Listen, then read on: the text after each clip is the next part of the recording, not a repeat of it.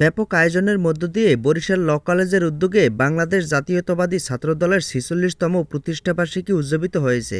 পহেলা জানুয়ারি বাংলাদেশ জাতীয়তাবাদী ছাত্রদলের ৪৬তম প্রতিষ্ঠাবার্ষিকী উপলক্ষে বরিশাল ল কলেজ ছাত্রদলের পক্ষ থেকে এক বর্ণাঢ্য শোভাযাত্রা অনুষ্ঠিত হয়েছে।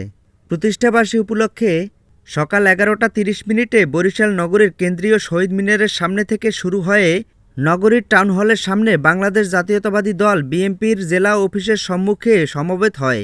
এরপর সেখান থেকে পুনরায় শুরু হয়ে নগরীর গুরুত্বপূর্ণ সড়ক বিবিপুকুর, জজ কোর্ট, চকবাজার প্রদক্ষিণ করে অফিসের সামনে এসে সমাপ্ত হয়। এ সময় বিভিন্ন স্লোগানে পুরো শহর মুখরিত হয়ে ওঠে। উক্ত শোভাযাত্রার নেতৃত্ব দেন বরিশাল ল কলেজ ছাত্রদলের আহ্বায়ক হুমায়ুন কবির সুমন এবং সদস্য সচিব এস.এম. আজিজুর রহমান জুয়েল।